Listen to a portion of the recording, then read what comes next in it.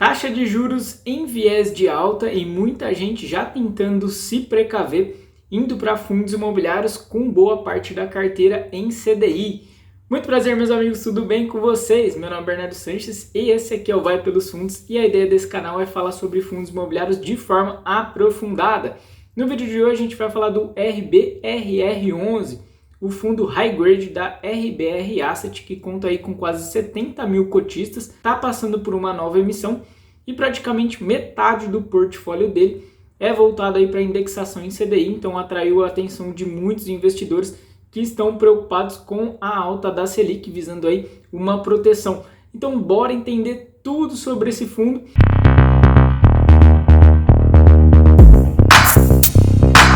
Iniciando o nosso vídeo sobre o RBRR11, o RBR Rendimento High Grade, ele que é administrado pela BTG, maior administradora fiduciária de fundos imobiliários. Gestão é feita pela RBR Asset, segmento e mandato TVM, então a gente está aqui num fundo de papel e a gestão é ativa. Um pouquinho do histórico da RBR Asset, casa fundada em 2015 com atuação especializada no setor imobiliário e conta aí com 6 bilhões de reais sob gestão.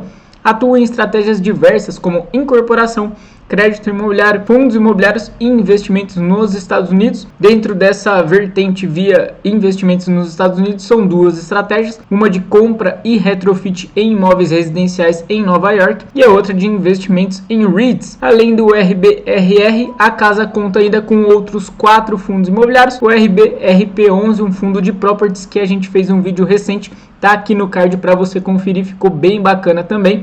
RBRY, outro fundo de crédito da casa, RBRL, um fundo de logística, e o RBRF, o FOF. Dados do RBRR11, IPO dele em maio de 2018 a R$100, pico de cotação R$ 112,53 lá em 6 de janeiro de 2020 e o vale de cotação R$ 75,04 em 19 de março de 2020. Até o momento foram realizadas 5 emissões, mas o fundo já está com a 6ª emissão em andamento. É uma oferta a 400, visando aí 250 milhões de reais. O exercício do direito de preferência foi até dia 4 de junho, na proporção de 33%. O valor de aquisição da cota foi de R$ 99,09 e os custos foram arcados pelo fundo. RBRR11 no mercado hoje, um patrimônio líquido de 759,9 milhões de reais, para um valor de mercado de 767,4 milhões de reais, que dá um PVP de 1,01. Então é um fundo que está sendo negociado bem a par aí com o valor patrimonial. Falando em liquidez, são 2,1 milhões de reais negociados por dia, então é um fundo bem tranquilo para entrar e sair. Ele é 43º dentro do IFIX, uma participação de 0,8% no índice. Falando em número de cotistas, a base conta aí com 69.306. Taxas e rendimentos, esse fundo tem uma taxa de administração e gestão de 1% do valor de mercado do fundo, e uma taxa de performance de 20% do que exceder 100% do CDI. Para 2021, a gestão fez aí uma ressalva, eles só vão receber a taxa de performance se o fundo conseguir entregar pelo menos 4,5% de rendimento. Faço a ressalva de que eu acho essa taxa um pouco salgada, né? 20% do que exceder simplesmente o CDI, especialmente nas condições do CDI tão baixo ultimamente. Acho que ficou um pouco complicado. Data Kong é o dia que você precisa ter a cota para ter direito ao rendimento futuro, é o 5º dia útil, e a data de pagamento é até o 12º dia útil subsequente. O último rendimento foi de 0,73 por cota, deu um dividend yield de 0,72%. No acumulado de 12 meses são R$ 6,85 distribuídos. Um dividend yield anual aí de 6,82%. Trouxe aqui outros 2 fundos que tem também uma carteira high grade, uma boa parte da carteira voltada para CDI. A HGCR11 distribuiu em 12 meses R$ 6,89, um dividend yield de 6,55%, e o Vigir 11 distribuiu 5,47%, um dividend yield anual de 5,96%. Highlights do relatório gerencial de abril de 2021, o fundo inicia comentando para a gente que fez novas alocações em um total de 60 milhões nas estratégias core e táticas. A gente vai ver certinho essas estratégias de investimento do fundo em breve. Se você está gostando desse vídeo, se está contribuindo para o seu conhecimento, para o seu estudo de fundos imobiliários, peço seu like, peço seu comentário, é realmente muito relevante e muito gratificante para a gente. Ele conta aí que foram adquiridos 3 novos CRIs e aumento de posição em fundos imobiliários. O principal investimento foi de 45 milhões no CRI Cabreúva, operação com 3 anos de prazo com remuneração pré-fixada de 8,25% nos 12 primeiros meses e a partir do 13º mês, remuneração escalonada em IPCA. Essa remuneração vai ficar entre 4,5% a 5%, então achei essa operação bem interessante no portfólio do RBRR11. Conta aí também que foram adquiridos 5 milhões de reais no CRI MRV IPCA mais 5,4 e 5 milhões de reais no CRI Redditor a 135% do CDI. Falando aí nas posições de fundos imobiliários, 55 mil cotas do KNCR11, um fundo high grade também, foram adquiridas. Por outro lado, a venda aí de 1,8 milhões de reais de cotas no CVBI11, o que gerou o ganho de 1 centavo por cota nesse mês. Outro dado legal é que a gestão informa que continua aí fazendo a indexação de operações tanto no CDI quanto na inflação e entende que dessa forma, na média, o fundo vai estar bem exposto aí às flutuações de ambos indexadores. Eles comentam aqui que atualmente a composição equilibrada do fundo está em 51% em CDI e 49% em inflação. Na realidade, isso aqui está um pouquinho defasado. Acho que teve aquele famoso Ctrl+C, Ctrl+V do relatório anterior. O mais atualizado é o que está nessa bolinha aqui, 53% em inflação, 47% em CDI. A taxa média ponderada da carteira está em 2,84% mais CDI. A gente vê aqui que é uma taxa até que baixa, né? Hoje são 36 CRIs dentro do portfólio, uma duration aí de 3,4 anos. Duration, para quem não se lembra, significa a média ponderada do fluxo de pagamentos dessa carteira e também dá uma sensibilidade de risco aí frente às alterações na taxa de juros. Partindo para o quadrinho de cima, 100% da carteira em dia com suas obrigações, então o fundo está dizendo para a gente que não tem nenhum inadimplemento. O LTV, né, para quem não se lembra, LTV significa o total da dívida dividido pelo total das garantias da operação, tem aí uma média de 58%. A gente sabe que quanto mais baixo o LTV, melhor, porque indica mais estruturação de garantia, uma garantia mais robusta frente à dívida. Outro dado que o fundo sempre gosta de ressaltar é que 74% das garantias estão localizadas no estado de São Paulo, 40% delas na cidade de São Paulo. A RBR gosta sempre de expor esse dado porque no estado de São Paulo a questão de alienação fiduciária e da execução extrajudicial acaba tomando aí prazos mais curtos, isso é um pouquinho mais célere no estado de São Paulo. E por fim, eles informam que 78% do PL investido em CRI é composto por operações ancoradas pela RBR, ou seja, são operações que a própria RBR tem mais de 50%. Isso dá o direito da RBR decidir os rumos do CRI, havendo alguma necessidade de alterar a rota da operação, solicitação de alguma nova garantia, alteração dentro daquele CRI. Essa preponderância, ele tem a caneta na mão. Partindo para a mini DRE do fundo, agora em abril, 4,9 milhões de reais de receita. Se a gente comparar com o mês de março, caiu bastante, foi de 8,5 milhões de reais. Isso veio muito fruto da correção monetária. Em março, teve 5,4 milhões de reais de correção monetária e agora em abril foi só 1,5 milhão de reais. O fundo também destaca aqui pra gente que teve 40 mil reais de receitas não recorrentes de CRIs, ou seja, da venda, né, do book de CRI, e 93 mil reais de não recorrente, fruto das vendas de fundos imobiliários. Por fim, a gente percebe aqui que na contribuição do resultado de abril foi utilizada aí uma reserva de 1,1 milhão de reais. Nos meses anteriores foi o contrário, eles foram fazendo um caixa, né, para poder distribuir futuramente, tanto que a gente vê que ele tem uma reserva ainda de 0,95 por cota. O guidance da gestão é de 0,65 a 0,75 por cota no primeiro semestre. Inclusive, para o próximo mês já foi divulgado um rendimento até maior que esse de 0,80. É importante a gente observar que nos rendimentos passados teve uma linearização aí de distribuição, né, em torno de 0,55 e 0,50 desde maio de 2020 até aqui novembro de 2020. Depois, em dezembro, ele conseguiu distribuir já na faixa de 0,60, chegou a 0,72 nesse mês e para o próximo mês já está aumentando um pouquinho, mas a gente tem que ficar esperto aí, muito provavelmente vai cair para os próximos meses, ficando aí dentro desse patamar de 0,65, 0,75. Estratégia de investimentos do fundo. Por regulamento, o fundo deve manter pelo menos 67% do PL em CRIs. O restante deve ser alocado em cotas de fundos imobiliários e outros instrumentos financeiros como LIG, LH, LCI. E dentro desses ativos, o RBRR11 tem uma estratégia core, que é uma estratégia de adquirir o CRI e levar para o carrego, levar até o final da operação.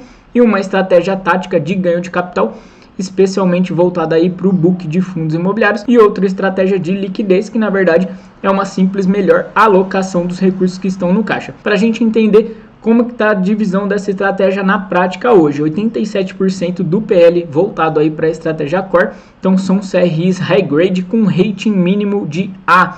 Inclusive esse rating é feito pela própria RBR, tá? Não é feito por nenhuma agência externa, é a própria RBR que faz o rating interno. E eles destacam aqui que essas operações são preferencialmente originações e estruturações próprias. Estratégia tática, 12% do PL, e envolve tanto posições em CRIs quanto posições em fundos de papel. Eles destacam aqui pra gente: o book high grade são CRIs com carrego abaixo da taxa média da carteira core, mas que apresentam potencial de ganho de capital no curto e médio prazo. E dentro dos fundos imobiliários, duas vertentes: uma em fundos de papel com estratégia complementar da RBR, então são aqueles fundos mais high yield, mais middle risk, e fundos de CRI com significativo desconto no valor patrimonial, visando aí o ganho de capital. Informa aqui que 8% do patrimônio líquido do fundo hoje está em fundos imobiliários de recursos aguardando a alocação futura. Isso vai aumentar, obviamente, com essa nova emissão. Olhando agora a composição do portfólio de acordo com indexadores, 46% da carteira em CDI mais 2,5%, 26% voltado para IGPM mais 5,3% e 20% em IPCA mais 6,7%, e a gente ainda tem 7% do patrimônio líquido em uma operação pré-fixada de 8,3%. Então a gente vê que de fato é uma carteira high grade, né, com taxas aí high grade. É um fundo que preza mais pela segurança. Olhando para os setores de investimento, 30% em lajes corporativas, 40% no segmento residencial, 9% dentro de shopping centers e galpões logísticos aí contribuído com 19% na carteira. Corroborando a ideia da segurança dessa carteira, o RBRR11 traz aqui a informação de que 90% das operações tem um rating A ou A+. E por fim, o tipo de risco de cada operação, 60% voltado para CRI corporativo, são aquelas operações lastreadas basicamente ali no balanço, no capital de alguma empresa.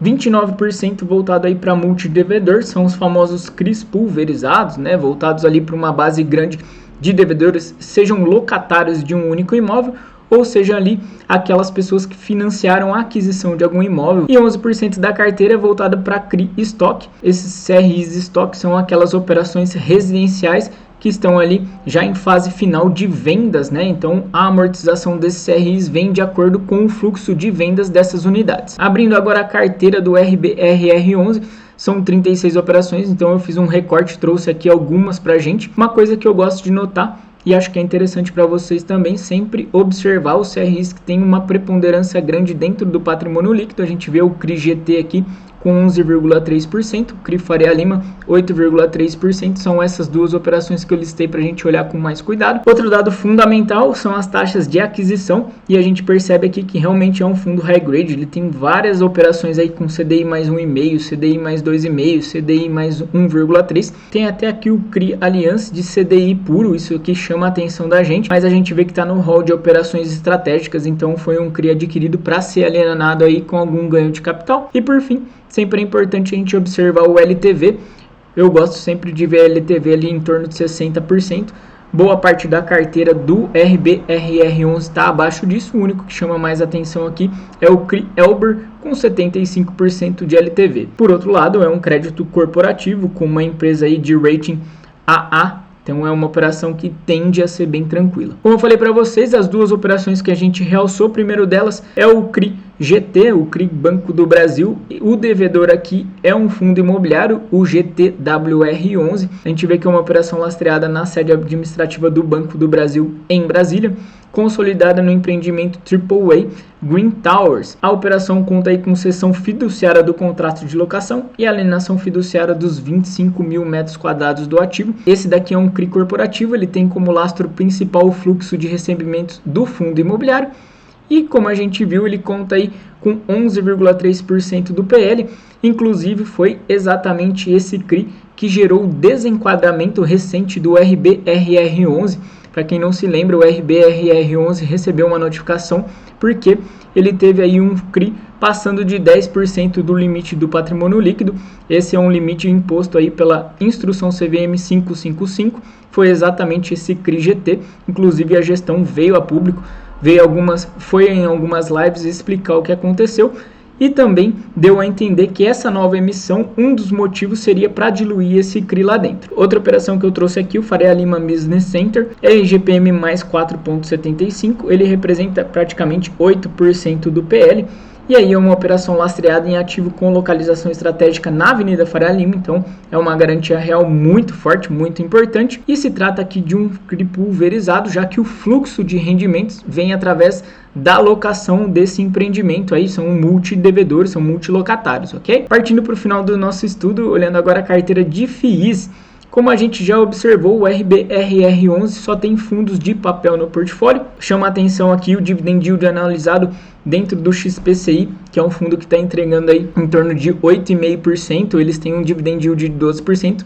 Isso mostra que eles pagaram muito barato, entraram muito bem dentro do fundo. A mesma coisa aqui no CPTS11, que está pagando em torno de 10,5%, 10,7% no anualizado. Eles têm aí um dividend yield de 12 meses de 13,4%. Os demais fundos também têm uma pegada mais high grade. Tem aqui o CVBI, que é um pouquinho mais middle risk, e o BARI11, que é um fundo high yield. Partindo por aquele resumo que todo mundo gosta, o RBRR11 é o sexto maior fundo em número de cotistas e o 15º em tamanho de PL dentre os FIIs de papel. Tem uma gestora bastante presente, está sempre aí falando em lives, explicando os fatos relevantes e um relatório gerencial bem detalhado. Por sinal, todos os relatórios da RBR são bem bacanas, valem o estudo, valem a leitura. É um fundo bem diversificado, tem 36 operações e vai aumentar, ele está buscando aí 250 milhões nessa nova emissão. O foco é em CRI corporativo e uma carteira high grade, então é importante para você que está estudando esse fundo entender a questão de risco-retorno. Não adianta esperar um rendimento muito elevado, um rendimento explosivo, tem que entender que esse fundo é mais voltado para a segurança. Ele tem uma estratégia bastante focada em carrego, embora tenha uma parcela do capital voltado para giro tanto no book de FII quanto no book de CRI, que é voltado ali para aqueles CRIs táticos. Outro dado para a gente levar em conta é que ele foca sempre em garantias em São Paulo, e essas garantias em tese são mais fáceis de serem executadas, e gosta sempre de ter o domínio dentro dos CRIs, como o próprio fundo mostrou para a gente, 78% do PL, eles têm pelo menos 50% de participação nas operações. Em síntese, então, é um fundo high grade, é um fundo voltado para a segurança, é um fundo para não te dar dor de cabeça, mas também é um fundo que não adianta esperar aquele super rendimento, aquele super yield de outros fundos high yield que a gente vê por aí. Me incomoda a taxa de performance, não por ser atrelada à CDI, porque como a gente viu, boa parte da carteira é voltada para CDI, então eu entendo que faz sentido, mas por ser de 20% e por ser sobre o CDI puro, acho que poderiam colocar ali um spreadzinho, né? CDI mais 1, CDI mais 3, de repente, acho que ficaria mais interessante e exigiria do próprio fundo uma rentabilidade um pouquinho melhor, mas mantendo a garantia, mantendo a estruturação de boas operações. E uma dica que eu trago aqui, eu entendo que é sempre importante a gente fazer a comparação com o Tesouro Direto. A gente tem, por exemplo, o NTNB principal de 2026, pagando aí IPCA mais 3,38%. No relatório gerencial, o fundo faz comparação com o NTNB 2025. É uma NTNB que não está disponível para nós, pessoas físicas, e ela tem um cupom, esses 3,38% que a gente está vendo do Tesouro IPCA 2026, na NTNB 2025 ela é bem mais baixa, e o fundo faz a comparação com ela no relatório gerencial. A que estaria mais próxima para a gente seria 2026, e aí a gente vê que esse cupom já é de 3,38%, então a gente tem que ter esse cuidado sempre de comparar a rentabilidade de um fundo de papel com o que está sendo entregue ali pelo Tesouro Direto, pelos títulos públicos.